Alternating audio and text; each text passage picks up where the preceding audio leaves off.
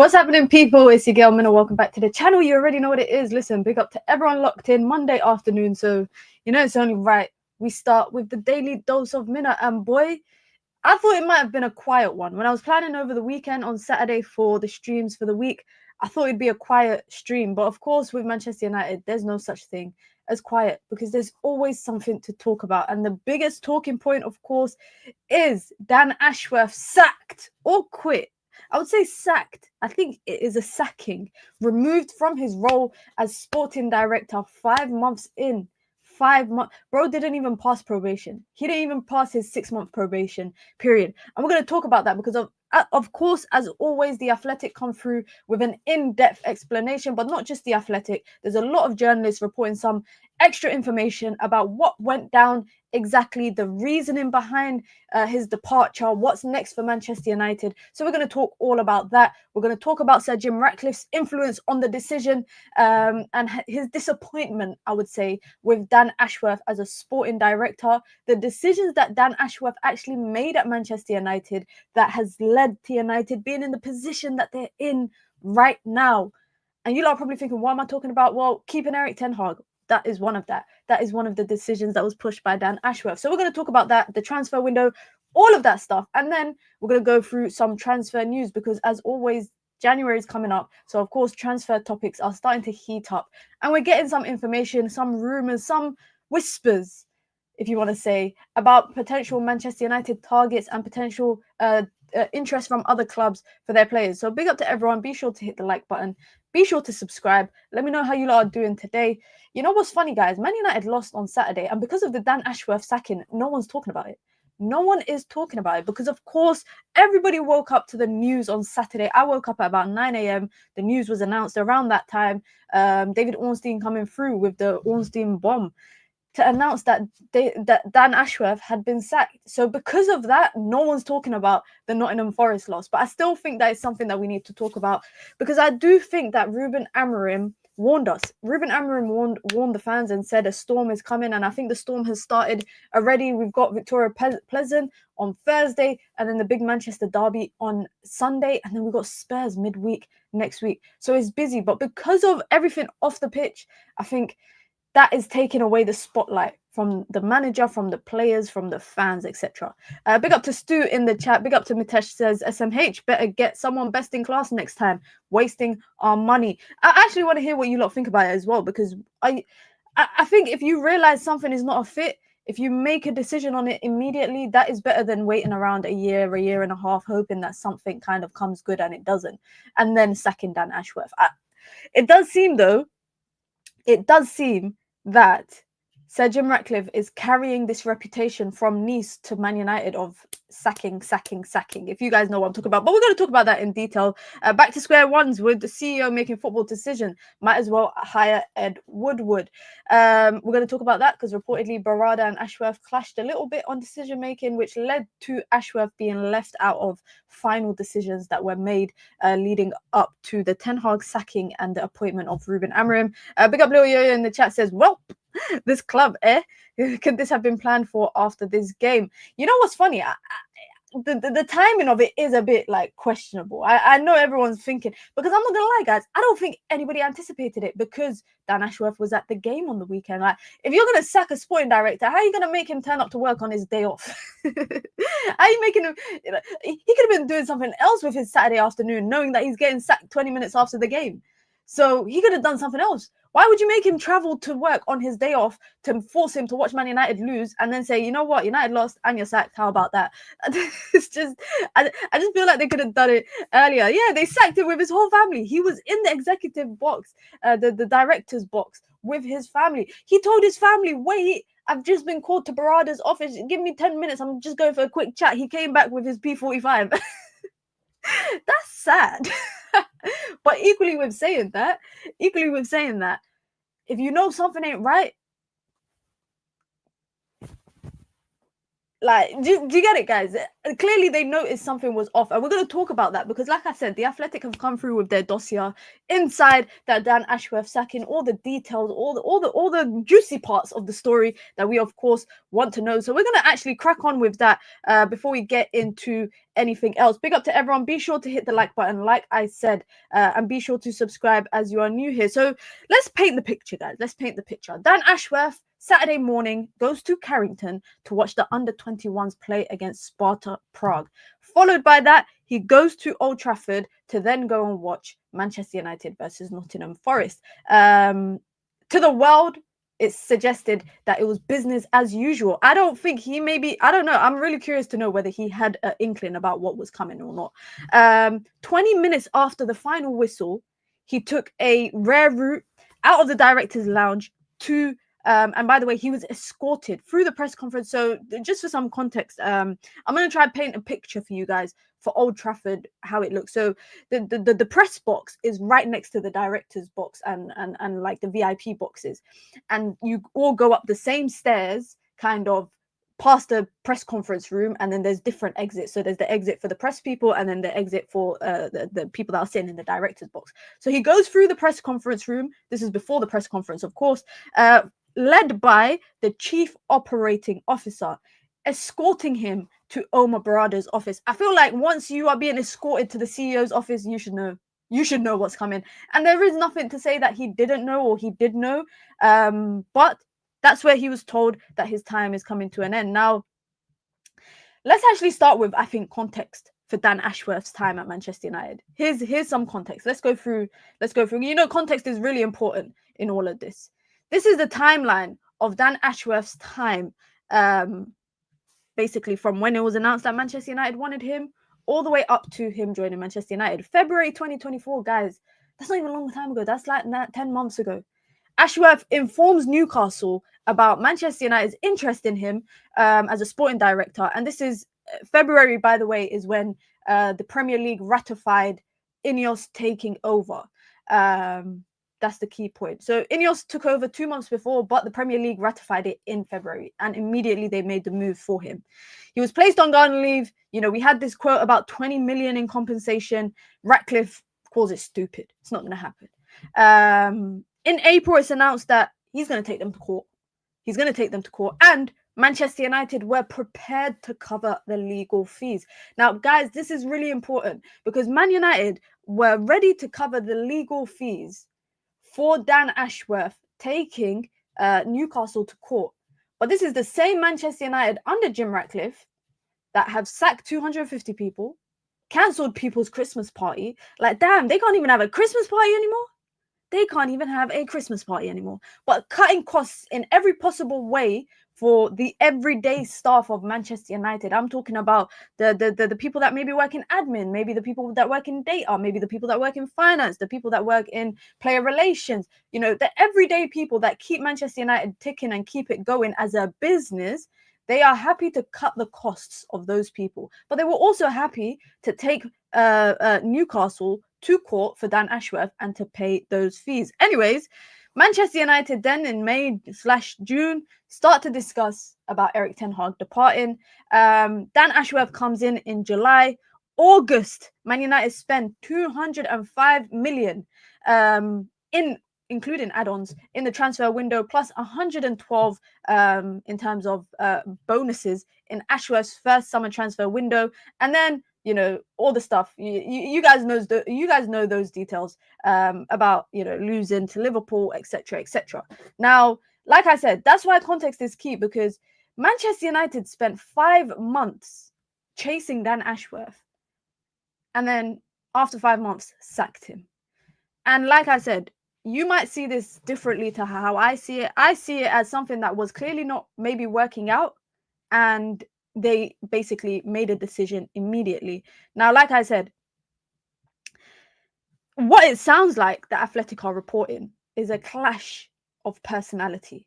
Now, one, it seems like Barada makes the big calls. Barada calls the shots. He's the CEO. Of course, I don't want to say with guidance, but with authorization from authorization from Ratcliffe Joel Glazer, who's another person that sits on the board. But what it sounds like to me, guys, and this is just my, my consensus after reading everything. My consensus is that Ratcliffe wanted Ashworth for name. I actually think it was the name that made him think this guy is the best in class. Because when it seems like the reality is when he actually got him as a sporting director, there was nothing sporting director about this guy. But because of, you heard about the good things he's done at Brighton, the good things he's done at Newcastle, the centre of excellence that he's built at the FA. Oh, all of that stuff gave you a perception of him being able to be the best in class in football and make footballing decisions and change the football aspect of Manchester United. But the reality is, it sounds like he was like an operations manager, like the operations management of Manchester United. That's what it sounds like he's more capable of doing. Now, when it came to, this is the key part, when it came to looking for a replacement manager for Erik ten Hag, Jim Ratcliffe wanted to hear ideas from the sporting director. And this is why I said, I think it sounds like, what's the word? Misprofiling. You know how we talk about misprofiling a player? It sounds like Ratcliffe misprofiled Dan Ashworth and thought he was getting a sporting director, but realized that he didn't really have the football knowledge per se to be a sporting director. Now, like I said, when Man United were looking for replacements for Erik ten Hag as a manager, Ratcliffe wanted to hear ideas from Dan Ashworth due to his expertise in building structures. Ashworth reportedly did not provide clear, compelling arguments for who to bring in, and instead he proposed a list of managers, but all those managers had one thing in common. They were all Premier League managers. Do you guys hear that? The managers that he suggested was number 1, Eddie Howe, number 2, Marco Silva, number 3, Thomas Frank, and number 4, Graham Potter was another name that was mentioned, but not as a permanent manager, but for an interim to take over until the end of the season. Now, the reason why Ratcliffe reportedly was flabbergasted a little bit about that was because he felt like Ashworth wasn't looking anywhere outside of the Premier League. He was just looking at whatever was in his eye line, which suggested that this was a guy that doesn't know much. On top of that, Ratcliffe wanted reportedly decisiveness and a dynamic appointment, someone with a certain type of charisma. And on top of all of that, Ratcliffe didn't appreciate, listen to this, guys, Ratcliffe didn't appreciate that when it came to making decisions, Ashworth suggested that Manchester United bring in, and he referred them to a data company which would help them make decisions. And we already know Jim Ratcliffe don't want to spend money. Not in that manner anyway. So he was apparently, I'm going to use the term rattled. He was rattled because Ashworth suggested outsourcing something that Ratcliffe, thinks that Ashworth shouldn't need. And that's interesting because we're going to talk about the transfer window, but just quickly, reportedly on the transfer window, Joshua Zirkzee was a decision made on data. And reportedly, Newcastle had been monitoring Joshua Zirkzee during Ashworth's time at Newcastle because from a statistical perspective, from a data-driven perspective, he looked like a good signing.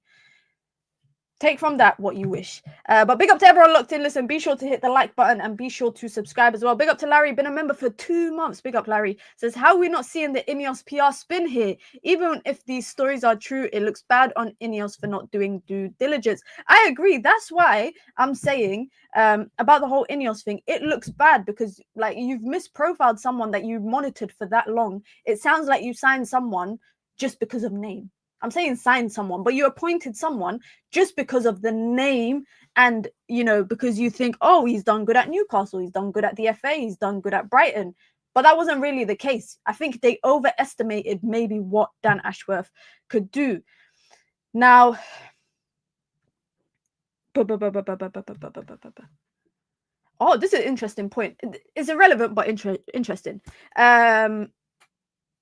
Dan Ashworth was quoted after Erik ten Hag's contract extension and every signing brought in. If you don't remember, Manchester United, every time they released a statement for a signing, etc., there was always a comment from Dan Ashworth. But for the appointment of Ruben Amorim, there was no comment from Dan Ashworth on the official Manchester United website. This goes on to suggest that Ashworth was said to have little to no input on selecting Ruben Amorim as Manchester United's new head coach. Barada was the main influence, the major driving factor in Manchester United appointing Amorim, with Barada, who flew to Lisbon to meet with the sporting exec before they decided, after they decided to sack Erik ten Hag.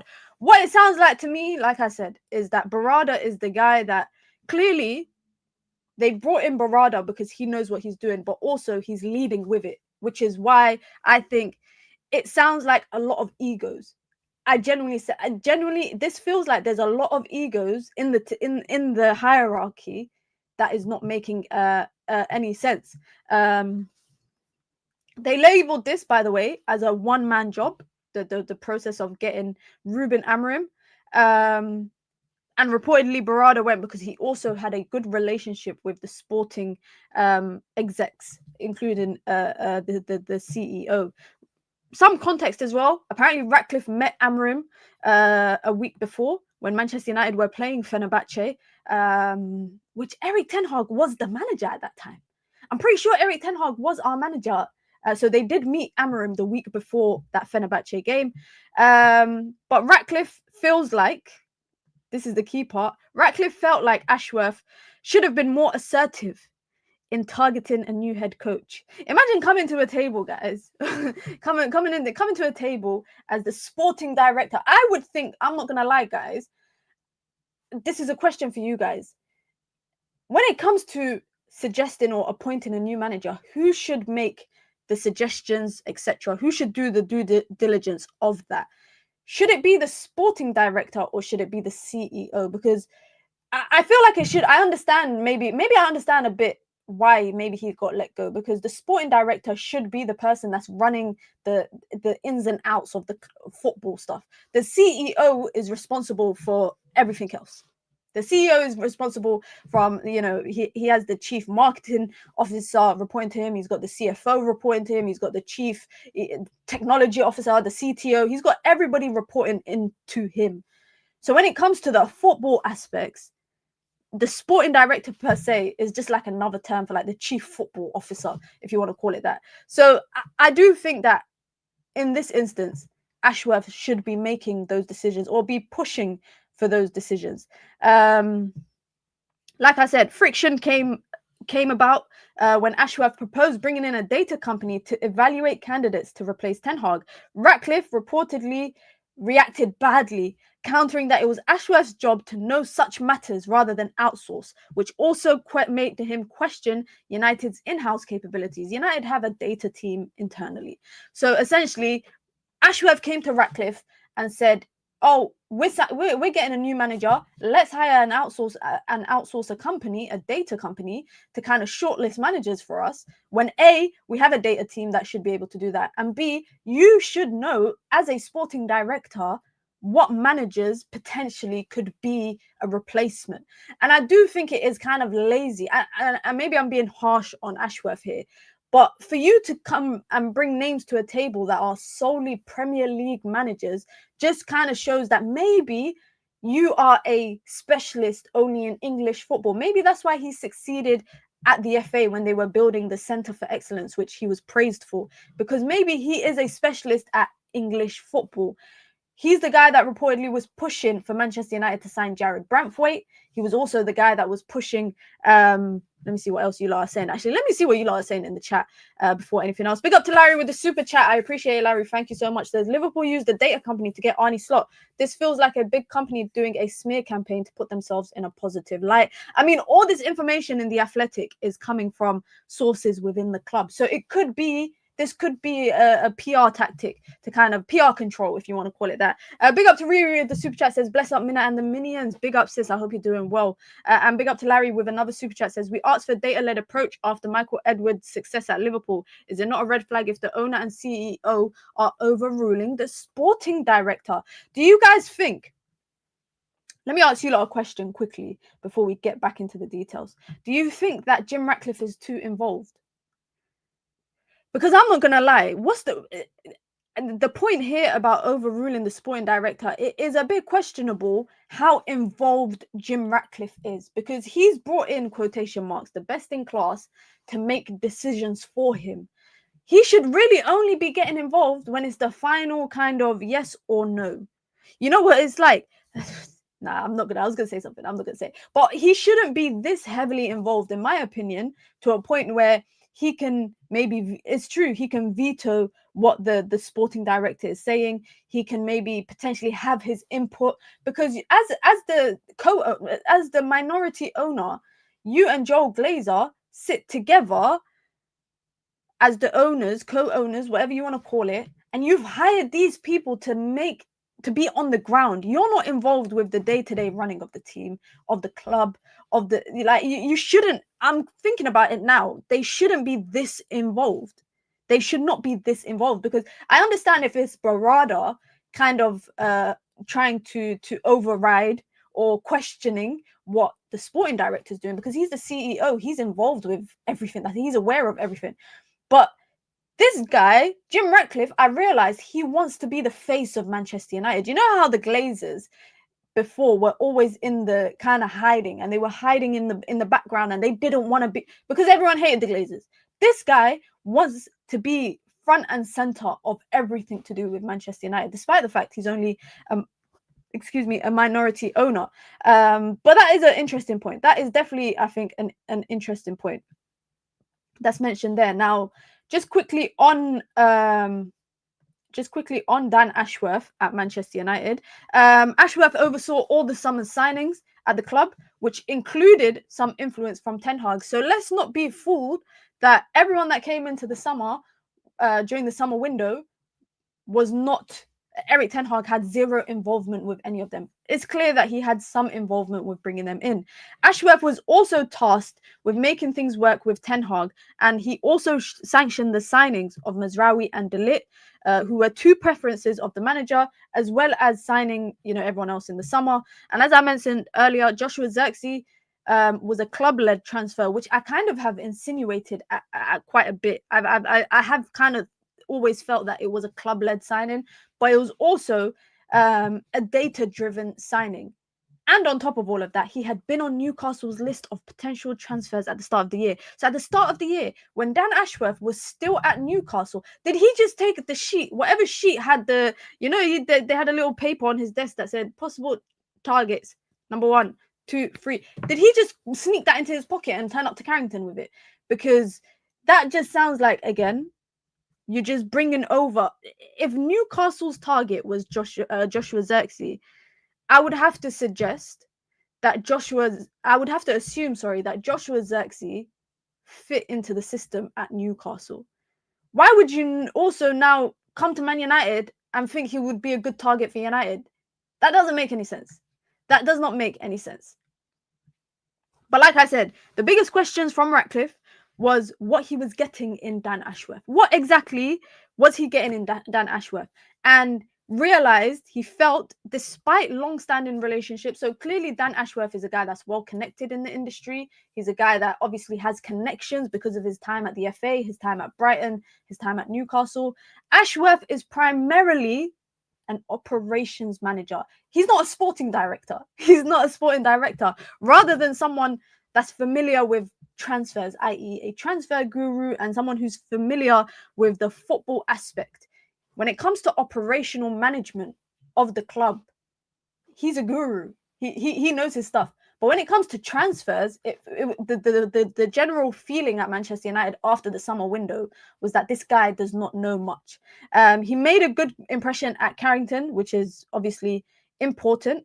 And then they broke the news to the players at Carrington on Sunday. Now, like I said, this guy is way too involved. I'm saying this guy. Let me actually bring him up on the screen. This guy's way too involved, because I don't know if you don't realize he's doing media interviews every month.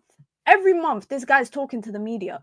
For a co-owner, let me put it like this. Todd Boehly, how much percentage does Clearlake, Todd Boehly, whatever, own in Chelsea? And how many interviews does Todd Boehly do? I don't feel like Chelsea hear from Todd Boehly as much as United fans hear from Jim Ratcliffe. We hear from him a lot. I'm talking about any kind of... The guy ran a marathon, yeah? If you don't remember, he ran the London Marathon back in April and was interviewed immediately after it about the marathon and then questioned about Manchester United. This guy's doing way too much media stuff. He's doing way too much media stuff, in my opinion.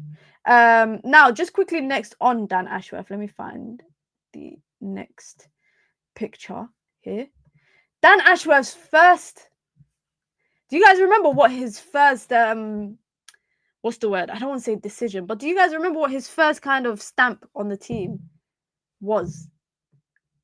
It was Bruno Fernandes's new contract. That was his first kind of... What's the word?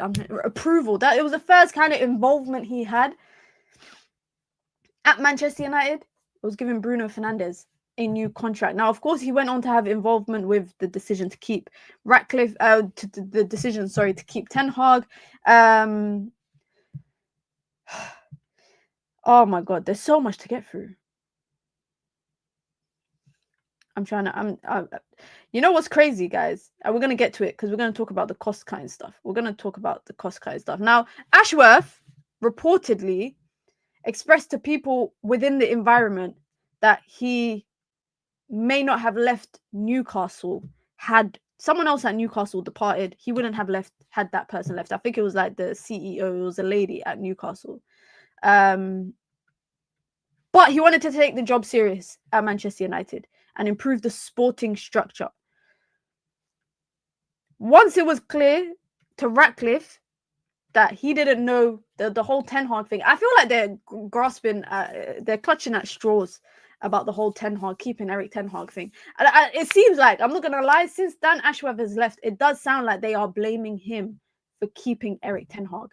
But it sounds like to me that it was a joint decision between Ashworth, Ratcliffe, Brailsford, all of the people that are involved. Again, Ratcliffe is way too involved in the decision. For me, if personally, guys, if I'm being honest, if I'm a CEO, if I'm a co-owner, of a football club or anything, any business, if I'm a co-owner of a business, minority co-owner, and I bring in someone to be a CEO, I bring in a CTO, I bring in a CFO, I'm bringing in everybody. Why do I now want to be involved? I've brought in the people to do that. I should trust you to make the right decisions. I should not be getting my opinion across, vetoing decisions or, overruling decisions that I think you should know better. But what it does sound like is all of this with Dan Ashworth. They were not feeling confident in the decisions he made, and I feel like Jim Ratcliffe gets away with a bit because Jim Ratcliffe has come in, yeah, and it sounds like the conversation is about United spent 200 million in the summer and they've still not improved, right? But on top of that, you've increased ticket prices. You, Sir Jim Ratcliffe, you have vetoed the decision to increase ticket prices to £66 per person. You know what's crazy, guys? Yeah, Saturday morning, I was gonna get a ticket for the Forest game. There were so many tickets available, but I was like, why £66 to a common, like someone like me? I can maybe afford it. Well, I can afford it, but when you've got under 16s and 65 plus people paying £66 for a ticket, how is that morally correct? Then on top of that, you are trying to raise money for, this new stadium you want to build. So you're encouraging the executives that you've put into position to find ways to cut costs. You make 250 people redundant, but then in that same breath, yeah, by the way, in that same breath of making 250 people redundant, you are lobbying the Labour government to help you build the stadium and everything around it in the Trafford area. And your number one reasoning to lobby the government to do this and to support is because you're going to create jobs in the area. In that same breath, you've made 250 people redundant. So you're gonna get rid of people's livelihoods, if you want to say, and then you're telling Keir Starmer, oh yeah, don't worry, we're gonna create jobs in the Trafford area. How about the jobs that you just got rid of?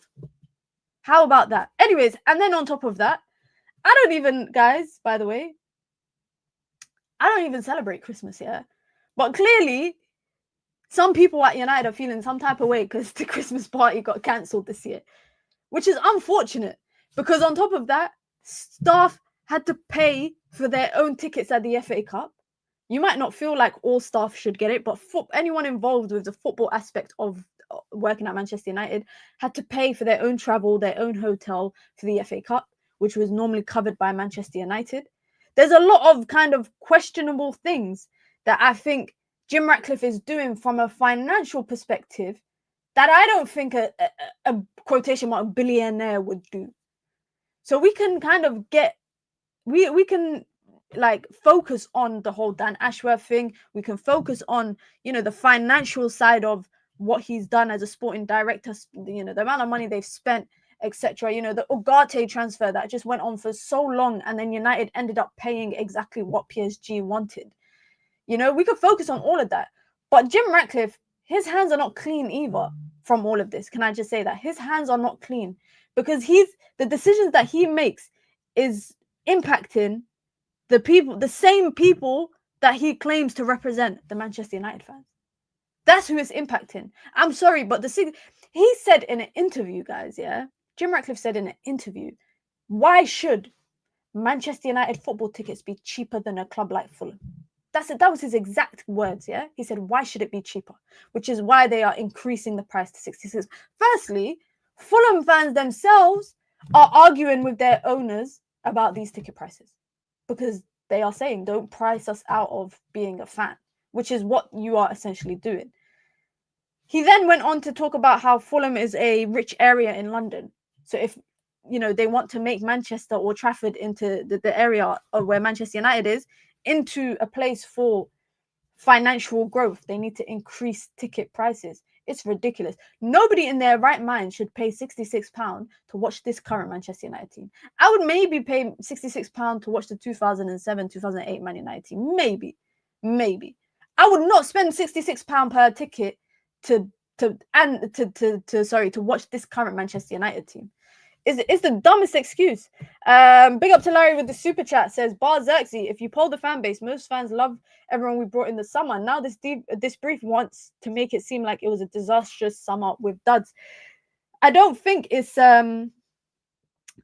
wants to make them look like duds. I think it's just more focusing on the fact that United spent 200 million and the team has not improved drastically. Maybe Jim Ratcliffe expected spending that much money was gonna, you know, just flip a switch and suddenly the team's gonna be flying. It don't work like that. But again, like I said, this is a CEO that is way too involved with the day-to-day runnings of the club, and he should actually consider, I think he should consider taking a step back. Now, I'm sure you guys saw this rumor. It is conflicting though, because one journalist came out and said it wasn't true. A lot of journalists are saying it is true, but I'm going to still mention it, that reportedly Dan Ashworth was pushing for United to appoint Gareth Southgate. Now, I think we'll never know the truth. I definitely think we will never know the truth. But if there is a small part of that has some truth to it, then he shouldn't be the sporting director of United. Because if you just consider that, and then on top of that, the fact that all the managers that he reportedly brought to the table as replacements, clearly Eddie Howe, Thomas Frank, Graham Potter, these are managers that he's familiar with in the world of English football. And I feel like when you are involved at any kind of top club, not just Man United, but if you're involved at a top club, I genuinely think you need to know more than English football. You need to be familiar with football. Like, it's like being a scout. Yeah, if I'm a football scout for Man United, and I'm based in Europe, so I'm meant to scout within Europe, and I only scout in one country.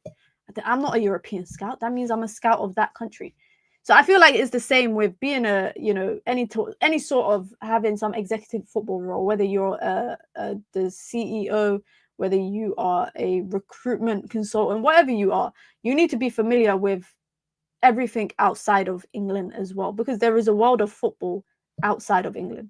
So I don't think it looks good if Southgate and Eddie Howe and Graham Potter are the only suggestions that Dan Ashworth had.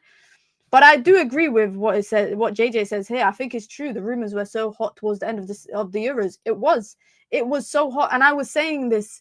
I don't know if you remember, if you were watching the channel during the summer on the daily streams, I was saying like the way that this information about Southgate is just not going away, then maybe there is some truth to it.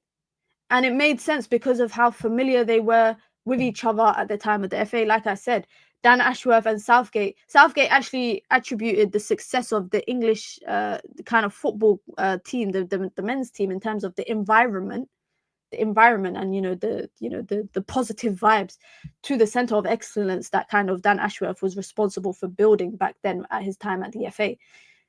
That's why I say, to me, Dan Ashworth does not, the more that I kind of hear about everything, Dan Ashworth to me does not sound like a sporting director, what you would class as a quotation mark sporting director. To me, he just sounds like what's the term? Like I said, an operations manager, someone that can improve the operations structure of the team, of the club, sorry. Put in the right things from an operational perspective to make sure everything works. But outside of that, the sporting influence or sporting knowledge maybe is a minimum. And that's why I said maybe United, in particular Jim Ratcliffe, maybe Jim Ratcliffe got carried away with the title that he held at Newcastle, and potentially the potential impact. People looked at Newcastle and said, look at Newcastle, they're flying, right? The Champions League, they're in the Champions League. Look at them. They signed Isaac. They've made some, they've brought in some good players. They've brought in Tonali, whatever. Yeah. People probably looked at that and thought Dan Ashworth was responsible for that. So maybe, like I said, Jim Ratcliffe, like how managers maybe misprofile players, maybe he misprofiled Dan Ashworth and the reality of what he's getting. But I still don't think Jim Ratcliffe is completely, I don't want to say clean, but I don't think he's completely, what's the word? Shit, my mind's gone blank. I don't think Jim Ratcliffe is completely not guilty in all of this, because like I said, for a minority co-owner, he's too involved. Off the hook. Yeah, there you go. He's too involved. What's it called? He's too involved with how the club is running. How are you a week before meeting the potential new manager that you're replacing Ten Hag with? Just for some context. Jim Ratcliffe met Ruben Amorim a week before the Fenerbahce game when Erik Ten Hag was still the manager. Leave that stuff to the CEO and the technical director and the sporting all these directors and executives that you've put in place, and the nice little graph that we had of the structure. Leave all of that to them. Go and sit in your yard in Monaco and get your daily updates on teams, on your 9 o'clock huddles. If you lot work in corporate world, about 9 o'clock huddles. Get your updates on your 9 o'clock huddles whilst you're sunbathing on your fucking garden, excuse my language, in Monaco. Because he does sound like he's too, 1 minute the guy's doing an interview. Next, and by the way, can I just say, the way that he talks about the women's team is an absolute farce. Like, I said this coming in to his interest.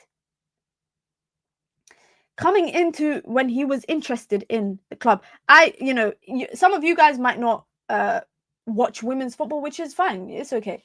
But I didn't like the way the lack of respect that he had for the women's team. And he's continued that, guys. He's continued. In every interview, he has belittled the women's team consistently. You might not be mad about that because you might not watch the women's team. But for someone like me, and there's thousands of people that watch the women's team, that is not what you want to hear. You had players leaving Manchester United in the summer, the women's team, doing interviews now. Katie Zellem, who is the captain of Manchester United, she was United through and through. She's like the Rashford equivalent, if you want to say, in terms of academy player, gone on to become a senior player for Man United, became the captain, lifted their first trophy. She left, and in her first interview when she left, she said, I felt like the people that took over Manchester United don't care.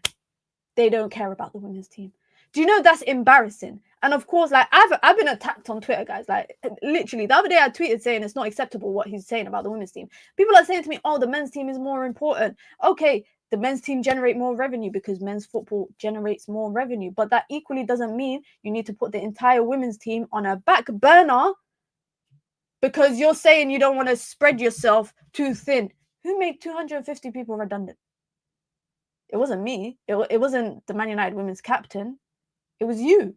You, Jim Ratcliffe. You made 250 people redundant and got rid of a lot of people that would have been able to do the stuff that maybe you don't want to do, which is run the women's team.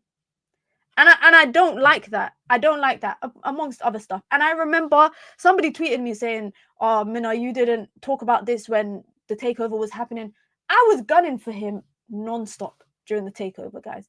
Even in the summer at the Women's FA Cup final, some context, guys, Women's FA Cup final was the same day as Man United versus Arsenal. Man United had nothing to win from that Arsenal game, right? The men's team.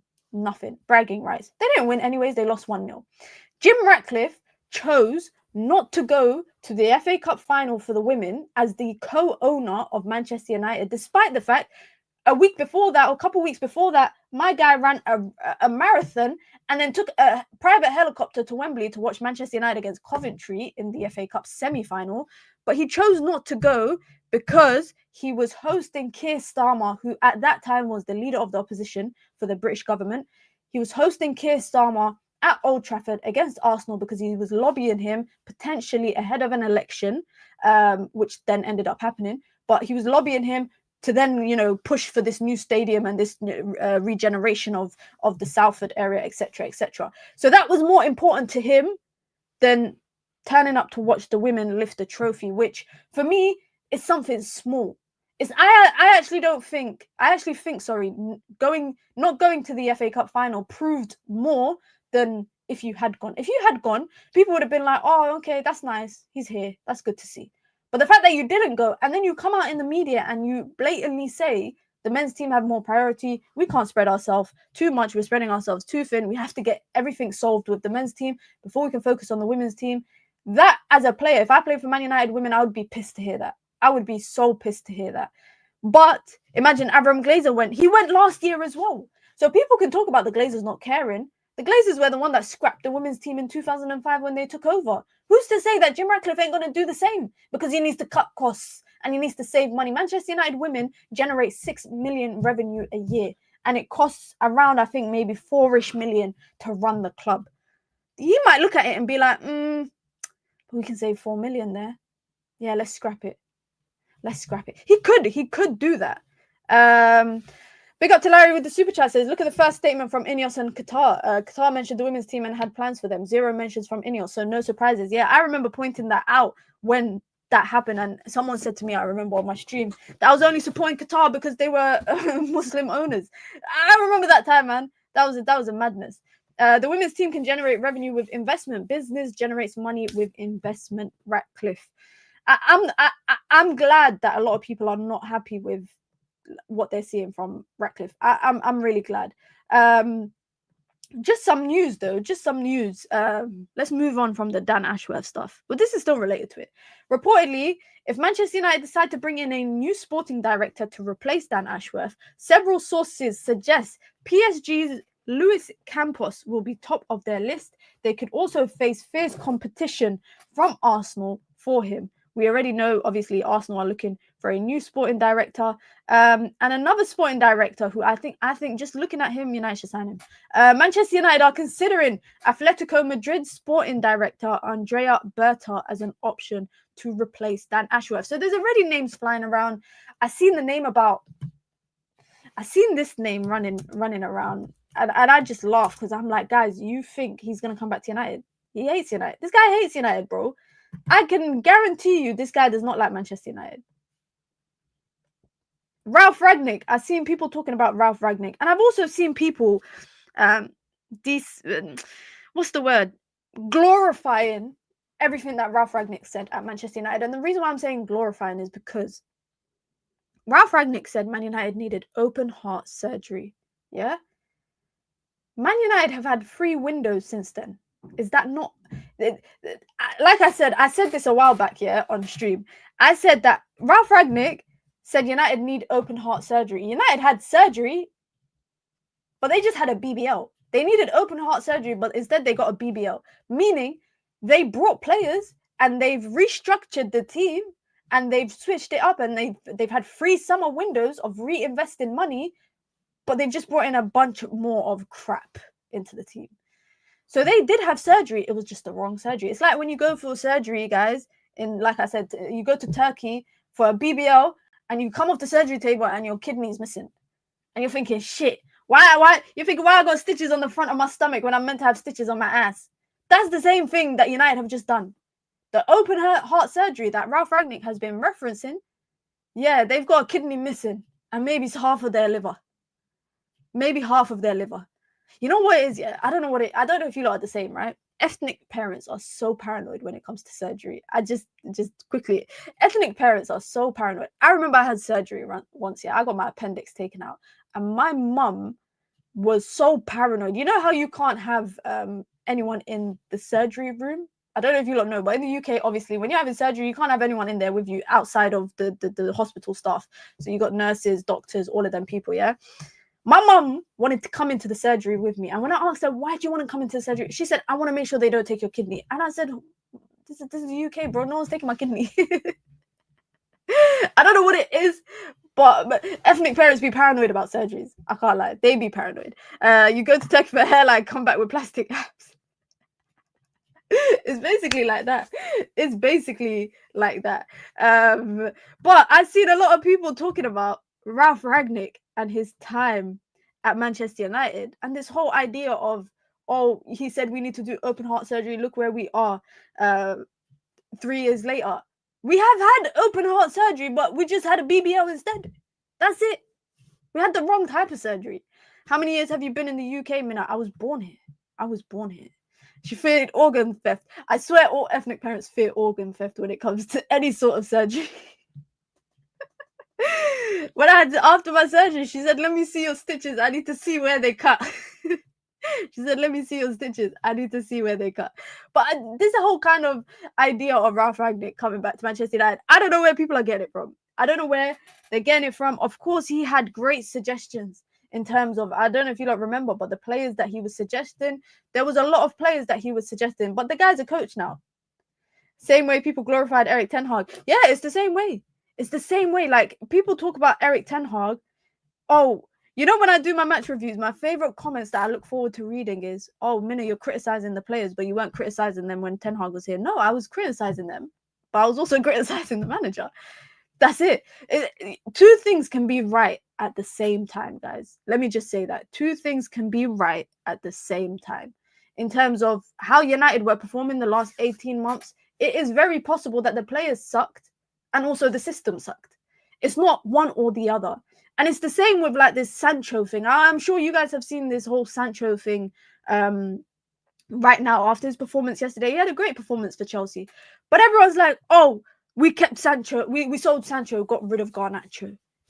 It is possible that Sancho is a good player. And it's also possible that the environment at Manchester United was not right for him. It's possible for both of that to be true.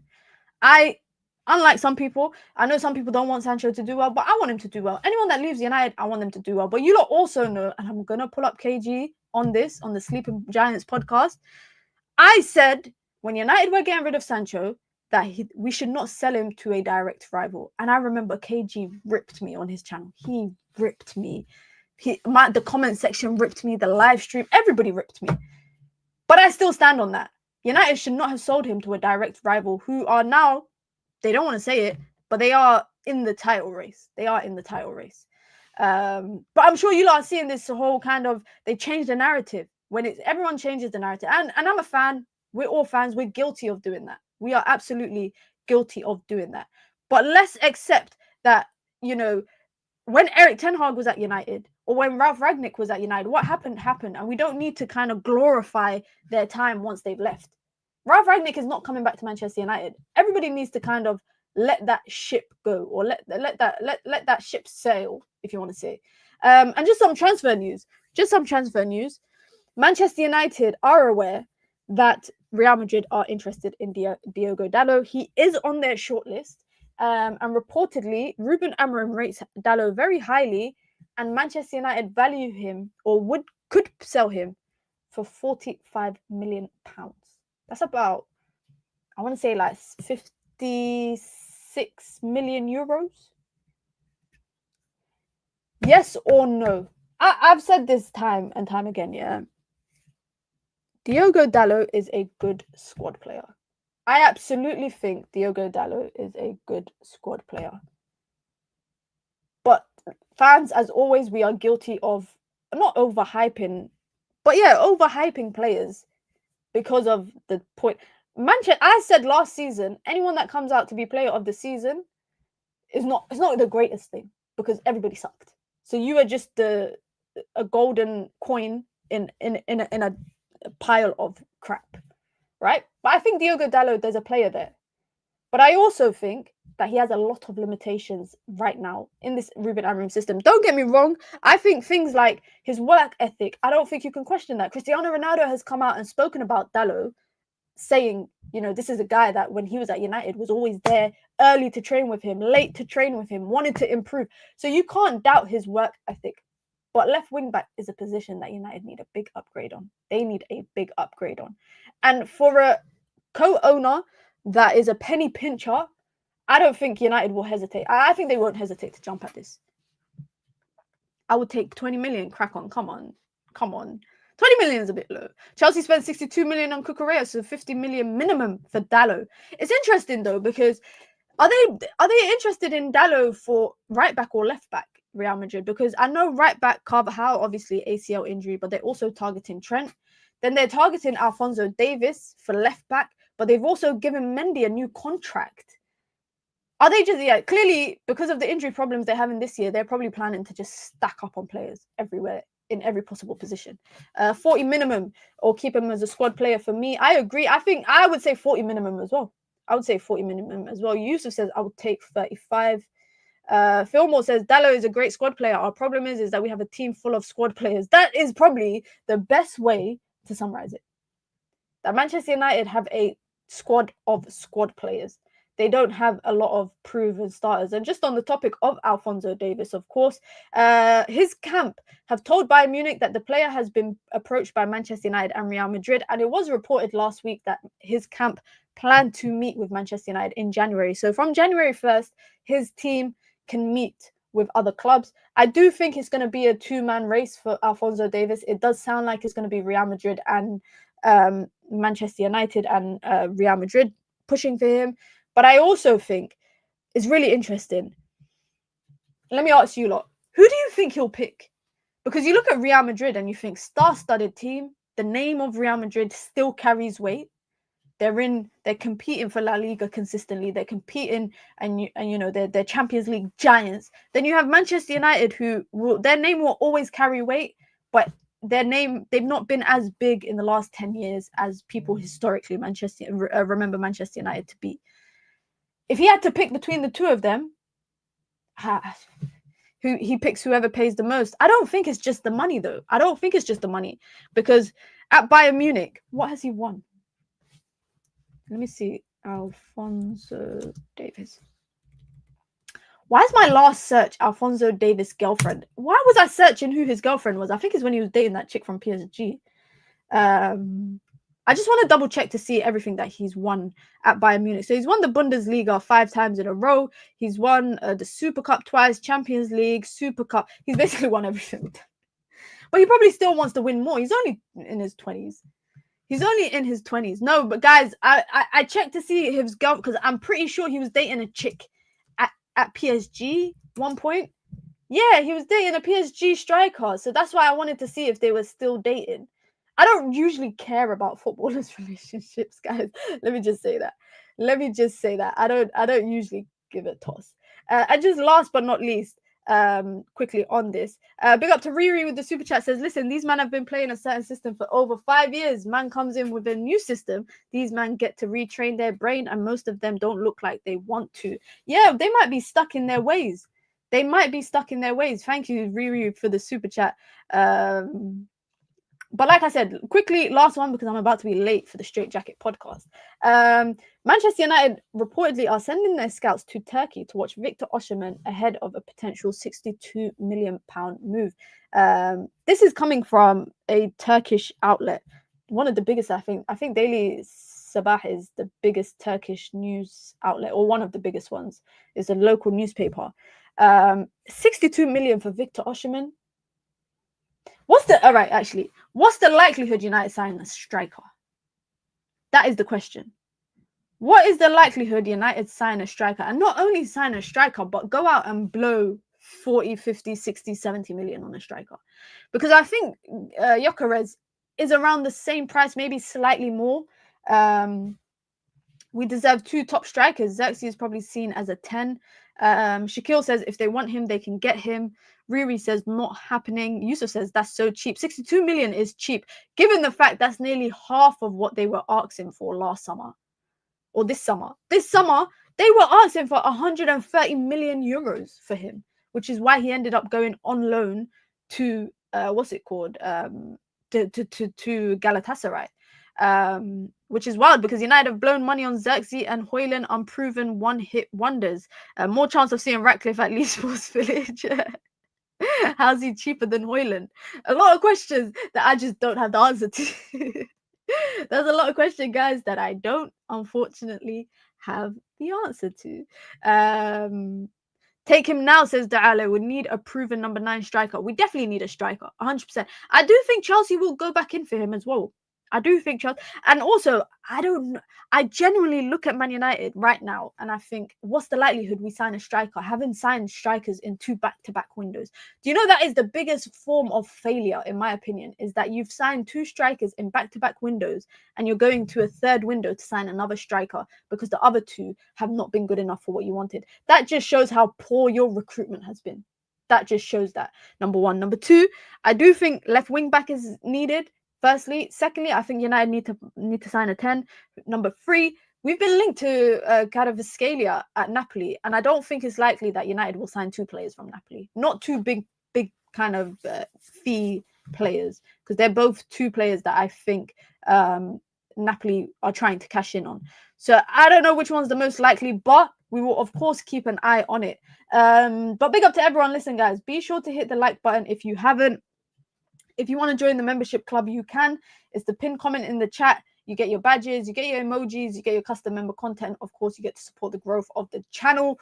If you want to support the channel in alternative ways, you can. Big up to everyone that sent in super chats today as well. Much love. I really appreciate it. There's no daily dose of Mina tomorrow because I have a shoot.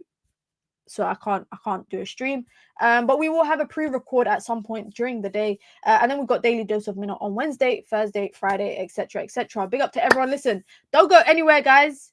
Do not go anywhere because this will redirect you to the Straight Jacket podcast with myself, with Saeed, with Nuruddin, and with Musa. And then I'll be on the red carpet as well. Guys, I don't know what's happening, but I just got the call up 2 weeks in a row for the red carpet on United View.